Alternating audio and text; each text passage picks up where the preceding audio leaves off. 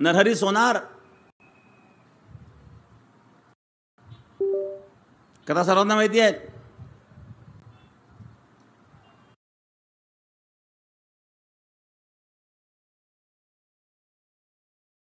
Business is risky. You will fail in business. Business is hard.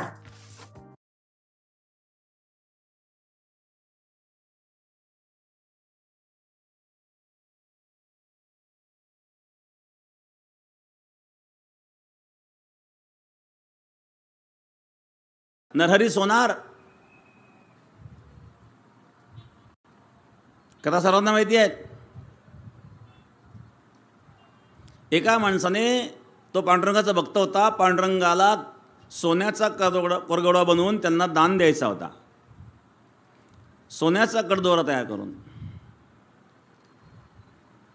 आणि ते काम नरहरी महाराजांकडे दिलं. नरहरी महाराज शिवभक्त.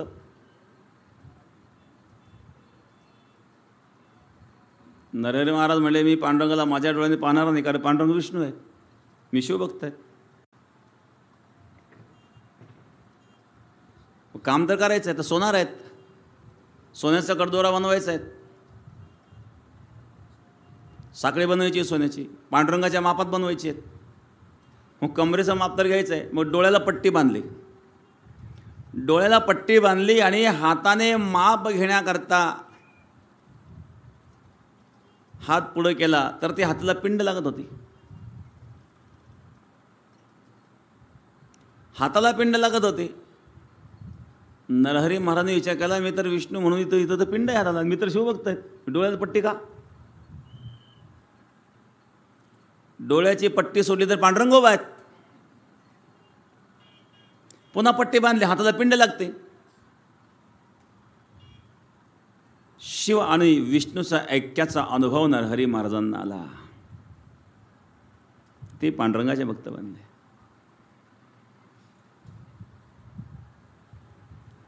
भगवान शिव जेव्हा पांडुरंगाच्या दर्शनाकरता आलेत,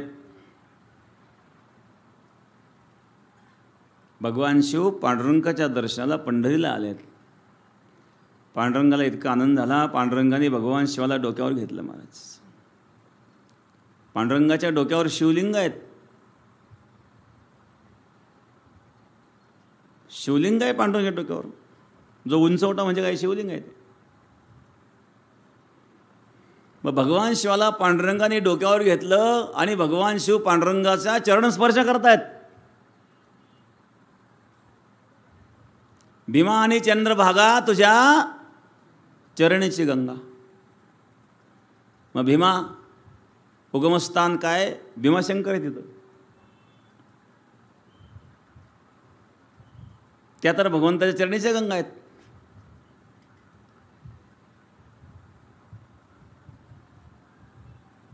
माजी ज्ञानेश्वर महाराजांचं समाधीस्थान भगवान शिवाचं मंदिर आहे तिथं. सिद्धेश्वर, त्र्यंबकेश्वर, निवृत्तनाथांच्या समाधीजवळ, मुक्ताईच्या समाधीवर सोमेश्वर. वारकरी संप्रदायामध्ये शिव आणि विष्णूमध्ये कुठेही भेद मानलेला नाही आहे. कारण आद्य शंकराचार्य सांगतात, माया कल्पित नानाकार मनाकारम भुवनाकारम श्मामानाथ मनाथम प्रणमत गोविंदम परमानंदम. माया कल्पित नाना आकार, जेवढे आकार असतात हे सगळे माया कल्पित आहेत, हे सत्य नाही आहेत. आकार कल्पित आहेत. तो ईश्वराचा आकार असेल तरी तो कल्पित मानलेत. कारण ते परब्रह्म मायेला अधीन ठेवून मायेद्वारे ही सृष्टी रचना करून घेत असतो.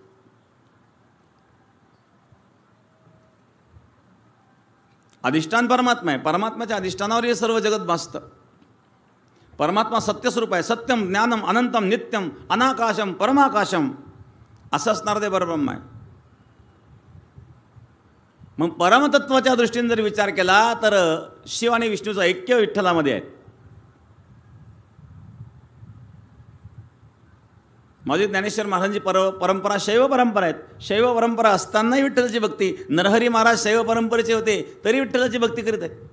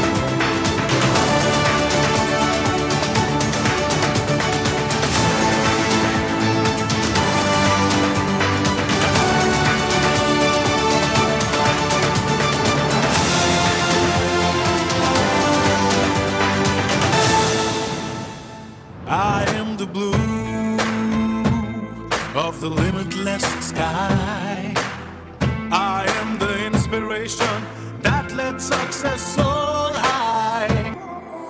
I will achieve, I will fly high. In SBI. I'm backed by the nation's trusted bank, SBI, the banker to every Indian. The Reserve Bank of India is trying to make the payment space more competitive. After granting an in-principle nod to the likes of Razorpay and Innovity, the central bank has opened another window till September for companies to apply for a license. In 2020, the central bank issued guidelines that said only firms approved by the regulator could offer payment services to merchants. Good morning, my name is Ishan Gera and you're watching the Business Standard Banking Show. In today's episode, we'll discuss the results of the BS poll on rates before RBI's meeting and the central bank allowing banks to show credit card details till January 2023. We have an interview lined up with Tapan Singhal, MD and CEO of Bajaj Allianz General Insurance. Our Banking for You section explains what account aggregators are, and our banking expert Tamal Bandyopadhyay explains the rationale behind his forecast of a 50 basis point rate hike. We have a question for you at the end of the episode. Starting this week, we'll start a poll for you to send us your opinions about the banking developments. We'll discuss the responses in our next episode. So stay tuned. Here are the significant developments of the week.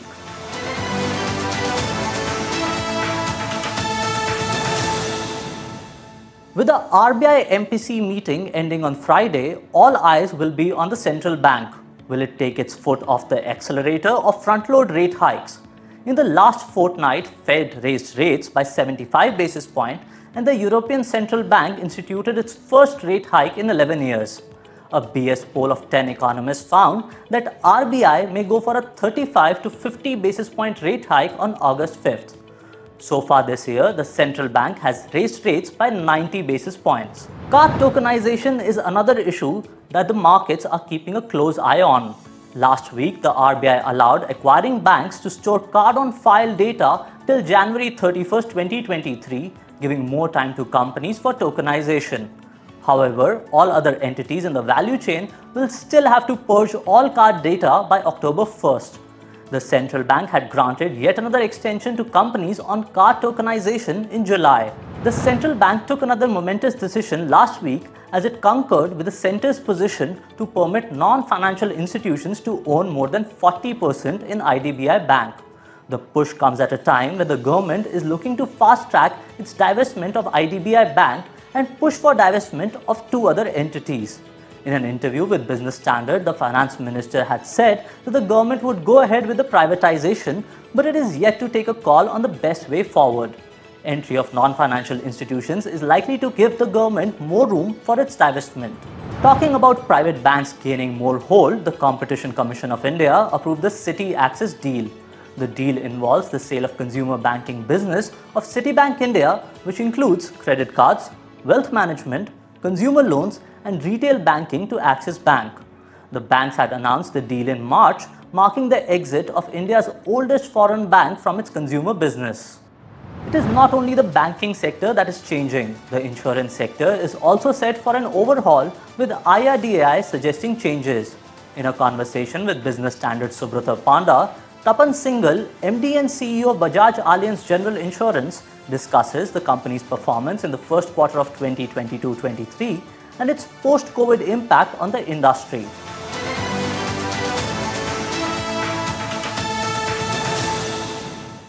Bajaj Allianz General Insurance has reported a net profit of Rs 411 crores, up 14% from the corresponding period of last financial year. Its gross written premium increased by 25% during the same period to Rs 3,119 crores. To talk more about the company's performance and the industry in general, we have with us Mr. Tapan Singhal, Managing Director and Chief Executive Officer of Bajaj Allianz General Insurance. Welcome to the Business Standard Banking Show, Mr. Singhal. My honor, Subrat. How are you? All good, sir. So, how was the first quarter for the company, given this was the first quarter where we didn't see any restrictions because of COVID-19? So, I think let's talk about the industry first, overall, the impact of what's happened post-COVID, how things are moving, how the industry moves, and I'll talk about the company also a bit. So, generation industry across the globe, not only for India, the big issue is the inflation. So, you look at the inflation movement has happened considerably, in terms of now how do they affect generation industry? Be it for motor claims, you would find the cost of repair would move up because of inflation. Be it health claims, the cost of health claims will move up with inflation. I mean, something simple like a factory reconstruction, all the steel prices, cement prices, with all of it moving up, the claim cost for the industry would move up. Now, when the industry does the pricing, this sudden blips, I don't think they're able to account for that. So the most interesting thing post-COVID is high inflation, and across the globe, for the entire generation industry across the globe, this would be a huge problem in terms of the claims cost moving up significantly compared to what the pricing had been done earlier. Now, again, because of a low base of the COVID times, I think growth looks very good for the GI industry. Having said that, if you look at the industry, it also has always given a double-digit growth. Even COVID times also it was growing. Now it was a negative growth. It had some small positive growth. It was growing. So the good part of generation industry is, if I look at the way the economy of the country is going, the way opportunity is there, this industry will keep on growing well, which will be there. But the thing to worry or watch out for is the inflation impact on the generation business in terms of the claim cost moving up, and how does the industry look at pricing it going forward. I think that is what the issue is. Now, if you look at our company, I think we have maintained what we always do. We try and capture, and grow over the market, and we also try and ensure that we are able to have a very good, profitable book, because our philosophy has been companies with strong balance sheet are the ones which are able to serve customers very well. Now, if you look at, and these are publicly available data on IRDA website, the grievance ratio for a company has been least for if I may take back from the time when it was published, maybe a decade or so, every quarter has been least, and we have the highest solvency ratio, close to 350%. So a company with strong balance sheet is able to serve its customer very well. I think there's a clear correlation on that basis. So we have maintained that philosophy. So what you look at our quarter one results actually is what our philosophy has always been, to try and grow over the market and have a strong balance sheet going forward. If you look at the General Insurance Council data, it suggests that retail health has slowed down from what we saw in the pandemic. Now, group health is the reason why we are seeing a growth in the entire health portfolio. What is your assessment of this issue? Why has retail health slowed down? It's a very good question. Now, let's understand first and foremost group health. Now, group health is an annual contract, in most of the cases. And the price revision happens whenever the contract comes up and is due. Yeah. So as I mentioned to you, with the cost of COVID and the health claims ratio moving up because of inflation, the price correction of group health will happen. So when you look at the group health growth, you should figure out, is it more number of group health being added, or is it a price correction which has happened? Predominantly, the growth is because the price correction is happening in group health. That is why you see higher growth. In retail health, the price correction does not happen like this. You have a 3-year lock-in period, which was there. So people would have to take time before the price correction would happen in retail health. Some companies have increased the price, and you see a growth in those companies, balance sheet, which are the price increase there. So fundamentally, the base effect of Corona products which were there last year, one would be that. Second is the price increase, is where you see this differentiation. So it's another group health has moved up in number of policies. I think the price increase which shows a higher growth compared to retail. Now, if you look at the data closely, we see that the general insurers have just grown by 2% year on year when it comes to retail health. But I mean, the standalone health insurance companies have done fairly well. What is the reason behind general insurers growing so slowly? Again, we understand that if I look at the SAHI companies, as we call standalone companies, they have a certain advantage. One, in terms of agent procurement. So they don't have to, they need not license agents as they procure. They can work with agents which are working with life company or general insurance company. And the same is not available to general insurance industry as a whole. And insurance is still very distribution-led. So any company which can create distribution at a much hyper speed will also have a growth rate which is much faster than the other part of it. And that's why it's such a good question that you have seen. The SAHI companies have a clear advantage in terms of being able to procure agents, at a much easier pace compared to what the insurance industry could have done. And that is why I think since they could build a massive distribution at a very short time, the multiplication numbers is what is clearly visible, which is there. So I think that is one predominant reason. Otherwise, you look at products, we'll look at, in terms of the offering, I think the insurance industry also offers a very, very good basket of products. It offers a very good service network. It has a very comprehensive hospital network. So on those parameters, I don't see them anywhere lagging, if not stronger, compared to SAHI. But I think the advantage of distribution to Sahi is what gives them this unique positioning of being able to grow business faster than insurance. You spoke about use and file procedure. I mean, the regulator has permitted the use and file for almost all products of general insurance industry. Yeah. How do you see that helping the industry going forward? It's very exciting. I think it pushes innovation, it pushes customer centricity, it gives flexibility. So smart companies will be able to use it very well, and it will actually enhance customer experiences. A lot of good products would come through, at a much better speed. So I'm super excited about it.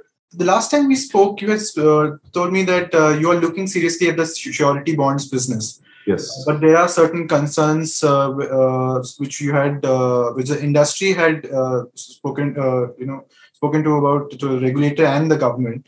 Yeah. So have you had any clarity on that issue so far, or is there any update? Yeah, so we have still maintained that the recovery right has to be there for any business. If you look at it, there's no recovery right, then it gets into a bit of a difficult stand, and that is why it's taking a bit of a time. From surety bond perspective, I'm very, very clear that we are set to go. I think we have also the policy wordings with us. We also have a kind of the basic framework ready, which I mentioned to you last. And this clarity has to be there. Otherwise, you run into a business in which you have no recovery rights or a civil suit, which takes a long time to be able to fulfill that. Then from a risk perspective, it is not appropriate. I think we have raised it to the government and the regulator on these points and mentioned about it also. By the same time, we're still working with reinsurance, looking at what is the next alternate best method that we can look into it. So it's something that we're not leaving so easily. But at the same time, yes, on a very fair basis, the demand remains, the recovery right has to be very clearly established from an insurance company perspective. There have been some talks with the insurers that the obligatory cession that general insurers cede to GIC rate, that can be done away with. What is your view on that? See, the issue is not about cession. The issue is about the insurance industry getting the cost they incur for procurement of business. So it is not an obligatory cession. It is the kind of commission which gets paid on obligatory cession is much lower than the cost incurred by insurance company for procurement of business. So in a way, for that particular business, at day zero, an insurance company makes loss. I hope you understand, Subrat. So it is not about obligatory cession. It's about, let's say this obligatory cession is about, let's say, whatever percentage, and what you get as the cost, for placing that business is lower the cost you spend on procurement of business. So day zero, you're losing money on that. And that is what the demand has been, that either it has to be on a fair play basis in terms of the cost spent by insurance company that has to be compensated for in the obligatory situation, or do away with it. Why should there be a position in which the insurance company loses money, by placing an obligatory situation? That is what the issue is. In the recently concluded IRDA board meet, they have proposed to put a limit on expense of management for general insurers. How will this impact the industry? I have always been a champion of low expense. Fundamentally, if I look at the perspective of a policyholder, how much does a policyholder pay for expenses which is not part of claims? I think that is something that should be there. So I personally welcome any move which is on limiting the expense of management. Because the company in today's time with digital technology, with good distribution network, with the presence which is there, should be challenged to every year reduce the expense of management, because that is good for the policyholder. Coming back to the company, sir, is there a plan to increase the proportion of health business in your entire portfolio? Yes, when you have 70 crore uninsured Indian, and for a dominant company like us, not to have a plan to keep on increasing health insurance to cover every citizen of India would not be a very good thing to have. So we are very, very clear that we keep on pushing health insurance as we move forward. Is there a target in mind? What kind of proportion you want? Yes. So what we actually do is we look at different segments. So we look at, let's say group health segment or government health insurance or retail, and then what segment of retail health, an HNI or a mass segment. So we have clear targets on different segments which is there. And we have very good products for each segment. So I think, we position it like that. And then we push on each of it. So that is what is very clearly established. Also, is there a plan to grow inorganically also by acquiring any small company to increase your market share? Two views on this. First, this is a very good question to the wrong guy. It should be asked the shareholders. Second, from a personal view, if you ask me, when I look at inorganic growth, it has to add something to the insurance company. That, let's say Bajaj Insurance Company in case. If it adds distribution, or if it adds, a different line of business or product of business, some specialty which is there, or some special skill set, it makes sense. Just to have a macho feel to acquire companies, from my perspective, that's not the way I look at it. But obviously, it's a question for shareholders to look at it and figure out what would be their strategy on that. But I look at inorganic acquisition only when it adds value to the company. Then it's a long-term strategy that you have. That's my personal view. That's all the questions I had for you, sir. Thank you so much for joining us on the show. Always a pleasure, Shubhra. It was always a pleasure talking to you. Thank you very much. Thank you so much for your time, sir. Thanks a lot. Singhal says the big issue for the industry is inflation, as claims cost will increase significantly, which has not been factored in. He also points out that the quarterly performance indicates the company's philosophy of going over the market and having a solid balance sheet. Meanwhile, the central bank is going with the philosophy of competition and openness to promote digital products in the country. It has been pushing for account aggregators. In our Banking for You section, our experts explain what account aggregators are.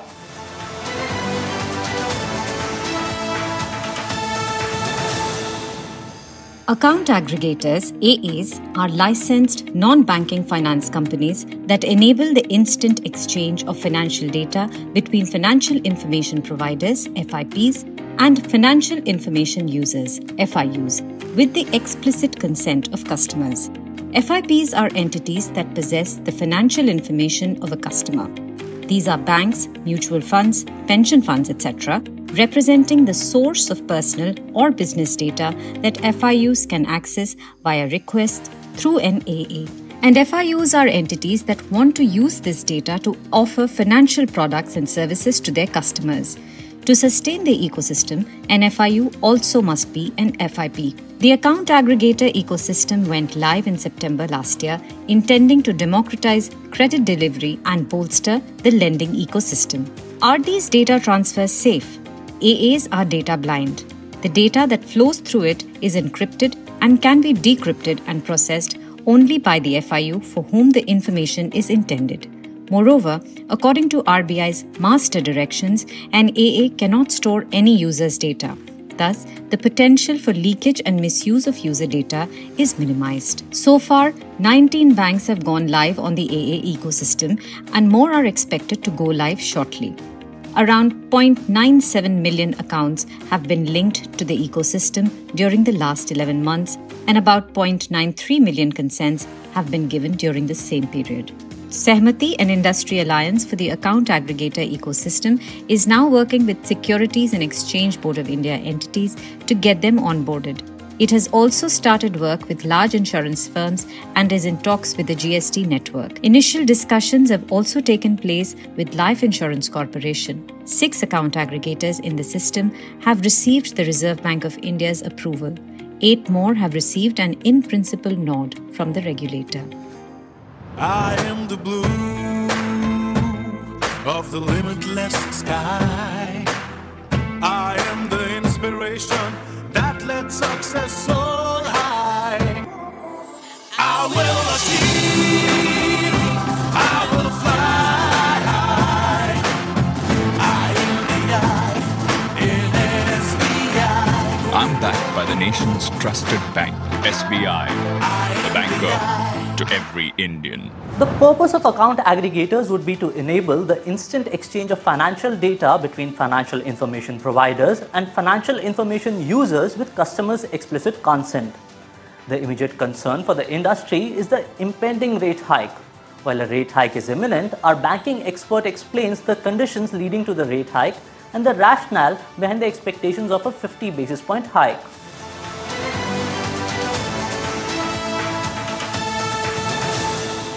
Hi Tamal, thanks for coming on the show again. Thank you.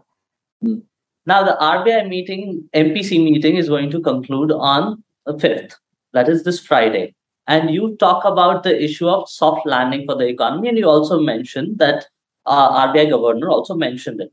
What do you perceive would be a soft landing for the Indian economy in this case? No, which Reserve Bank of India governor himself had said in a recent speech in Delhi. So essentially, what I think his way of telling the market that there won't be any nasty surprise. There was an off-cycle meeting before the last MPC meeting. It had to, in response to the Russia-Ukraine war and the rising inflation. So he had to have an off-cycle meeting and push the rate up, and then again it was followed by yet another rate hike.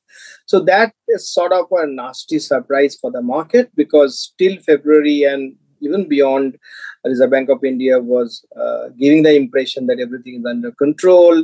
Our inflation is not a big worry. The nature of our inflation was very different. It's supply side issue, not a demand issue. And we are sort of decoupled from the rest of the world. But that's not the case. In fact, if you look at the inflation number that was projected in February, I think even had there been no Ukraine war, but still that was very, very low from the reality. And incidentally, Reserve Bank of India often goes wrong with the inflation numbers. It's on the other side. It's always downplaying the numbers. So I think by soft landing, what Reserve Bank of India governor meant that there won't be any surprise. It will be a par for the course. We'll move ahead with hikes probably, but in a gradual fashion. Now, you are rooting for a 50 basis point hike this time around. Why? And why do you believe RBI needs to front load hikes if the Fed is seen to be easing? It was supposed to raise the rates by 100 basis points, but it did it so only by 75. There are two parts to it. Let me take the second part. Is this? I think many of us are not exactly understanding the scenario in the US. You need to, we are all aware that the election round the corner by the end of the year. And the single point mandate for the US Federal Reserve is to contain inflation, period. So I'm afraid I don't think US Fed is going to put a brake on it. Yes, it was not 1%, but 75 basis points. But that doesn't mean that Fed will slow down. Can India afford to lag behind? And there comes the first part of your question, 50 basis points. As we speak, there are three schools of thoughts. One is rooting for 35, which will take it to 5.25. One is rooting for 25, which will take it to 5.15. That's exactly the pre-COVID level. Yes. But I am a great believer, or I belong to that camp, which I personally feel that RBI should go for 50. And if you want really for if you wish for soft landing the economy, you need to front load your action. Can you explain why India needs to keep parity with US rates to keep the rupee stable? Because this is something that you mentioned in your column as well. It's very simple fact. It's so like water flows downwards, money flows upwards wherever there's a higher return. So if US is hiking rates, so naturally the money will rush to US. It's not that the Indian currency has weakened. All the global currencies have weakened. Most of the global currencies have weakened because the dollar index is going up. So we have to match the US thing, but the gap has to be maintained. If the gap widens, then certainly we'll be in trouble, and which had been the case. Rupee cost 80, but it is retraced. But as we speak, yesterday's trade deficit number, and if that's the trend, import bill is going up. There's virtually export is stagnant. So in that case, there will be pressure on rupee. And if the rupee starts falling, then the importers wait to bring their money back, exporters rush for hedge, and that creates more complications for the currency. So ideally, we should raise the rates, not in tandem with the US, like 75 bps by US, so that we should also go for 75 bps. But the gap between US rates and Indian this thing has to be maintained at certain level. Inflation and rupee depreciations. What revision do you expect on the CPI and GDP numbers in the RBI's forward guidance? IMF has revised GDP downwards for India. Yes, IMF has revised GDP number for the entire globe, including India, but still India continues to be one of the fastest growing major economy. So I think we are better off among the emerging market economics. We are better off. So there are pockets of hope, even though the growth is not yet solidified, but certainly we are better off than many of the emerging markets. I would like to believe RBI may not give any guidance on growth and inflation at this point of time. It will act and will explain its action, and then maybe in the next policy we will see. For the time being, probably because our impression is this growth probably may come a tad lower than what RBI has assumed, and inflation also, incidentally, good story, may come a tad lower than what RBI has assumed. But will RBI commit itself again? Because RBI has changed the inflation number thrice since February. So can it afford to do that so fast and then again change? I think it will wait and watch, and probably in the next policy we'll see if at all it wants to change anything. Do you foresee rates going beyond 6% this year? No, I would not. For the simple fact is this: if you see the RBI's latest inflation projection, the fourth quarter number is 5.8%. That's by March 2023. So that's the 1 year projection, 5.8%. And now the trend is probably it will be a little less than that, 5.5% or so. So, all of us have been talking about the real interest rate, which means we need to push the rate up higher than the 1 year down the inflation projection. So if it's 5.58%, actually relates to 5.5%. So ideally it should be 6% interest rate. Then you get a 50 basis point, 0.5% real interest rate. Yeah. But will RBI be in a hurry to do that? I'm not very sure about it. Fiscal year probably could be by 6%, but definitely not calendar year by December. I think it will keep a watch, and that's the question of nominal interest rate. Basically, you need to take the interest rate in a positive zone, which can be done only by raising it beyond the 1 year down the line inflation projection. So ideally, it should be 6%, but will it do it? I would like to believe RBI will be equally concerned about growth, so it will go slow. Thanks, Tamal. Thanks for coming on the show. We hope to have you back again. Thank you. Thank you. Tamal believes that the only way to protect the value of the rupee is not to allow the gap between the US and Indian policy rates to widen. As we discussed at the start of the episode, we have a question to ask of you. We would appreciate it if you could answer it for us.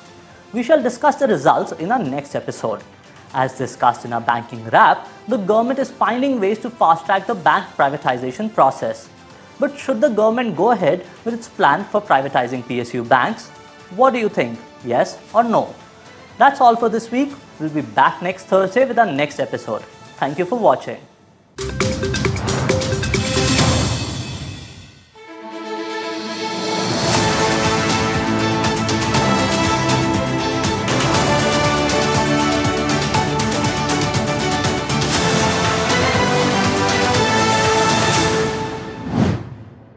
If you like this video, share it and subscribe to Business Standard. For more news, views and insights, log on to www.business-standard.com. Do also follow us on YouTube, Twitter, Facebook, Instagram, Telegram and LinkedIn.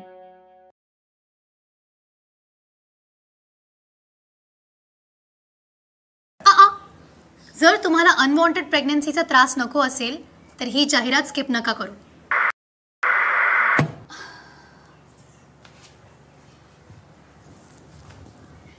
Unwanted interruption. लग्नानंतर unwanted प्रेग्नन्सीचा त्रास होऊ नये म्हणून unwanted 21 days. पिरियड्सच्या पहिल्या दिवसापासून रोज 21 दिवसांपर्यंत, मग 7 दिवस सोडून 8व्या दिवसापासून नवीन पॅक. Unwanted 21 days. आता नको असलेली प्रेग्नन्सी विसरा.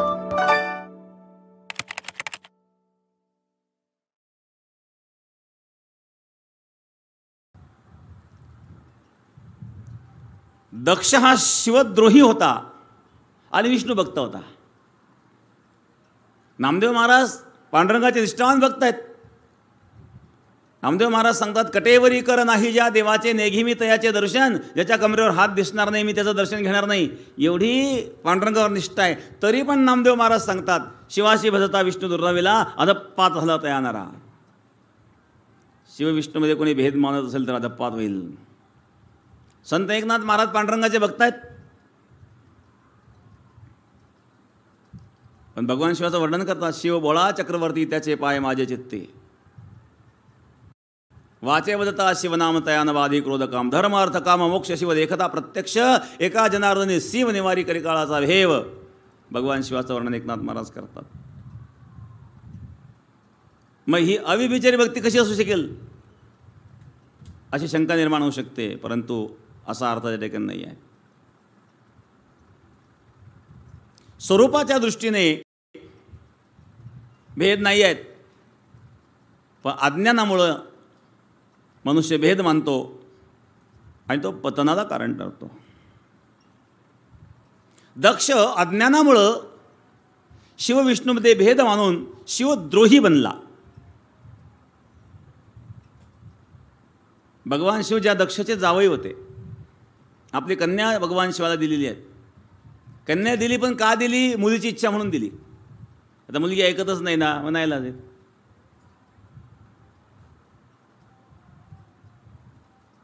अशा प्रकारे असणारा हा दक्ष शेवटी शिवद्रोह करू लागला. त्याला शिव का पटत नव्हता. खरं म्हणजे दक्षला भगवान शिवाचं राहणीमान पसंत नव्हतं. कोणी असू द्या हो, जवाई जरा अप टू डेट पाहिजे हो. असं काय डोंबऱ्याचे पेटाऱ्यात साप, याच्या गळ्यात साप आहेत. गळ्यात साप, दंडात साप, गळ्यात मुंड मला काय घालतोय, व्याघ्रांबर, सगळ्या अंगाला भस्मच. राहतो कुठं? स्मशानात. कोणत्या बापाला असं वाटेल आपली मुलगी याच्या ठिकाणी द्यावी म्हणून?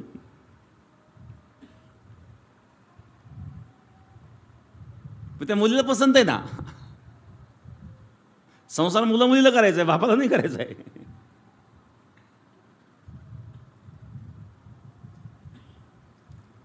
अशा प्रकारे दक्ष हा अहंकारी होता. दक्ष शब्दाचा अर्थ दक्ष म्हणजे सावध. हा व्यवहाराच्या ठिकाणी सावध होता. काही लोक व्यवहाराच्या ठिकाणी सावध असतात, पण परमार्थात जागे बाहेर आत निजेले. बाहेरून जागे आहेत पण आतून झोपलेलेच आहेत.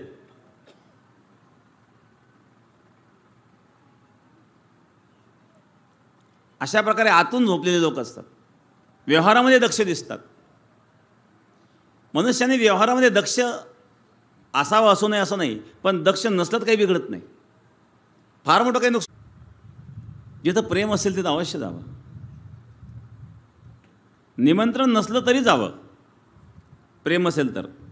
कधी कधी जवळचाच मनुष्य निमंत्रण द्यायचं राहून जातो. अनेकांना निमंत्रण दिलं जातं पण जवळचीच व्यक्ती राहून जाते. काही कारणं असतात निमंत्रण. पण प्रेम असेल ना, काय हरकत नाही. पण जिथं प्रेम नसेल तिथं जाऊन काय उपयोग आहे? तिथं निमंत्रण असलं तरी जाऊ. तर अशा प्रकारे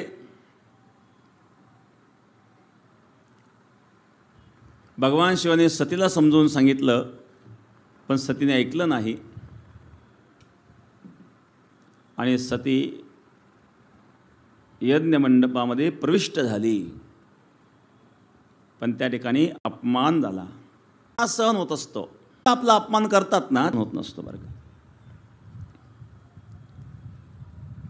कारण आपल्याकडून ती अपेक्षा नसते.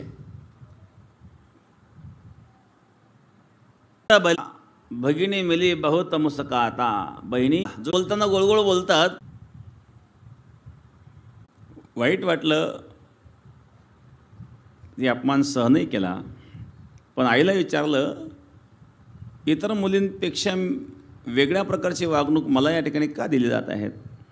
मी तुमची मुलगी आहे. तीच सीता, जे कर्म तुम्ही कराल ते फलरूपाने कधीतरी समोर येणार आहेत. बाभळीचं रोप लावा, आम्रवृक्षाची इच्छा करू नका.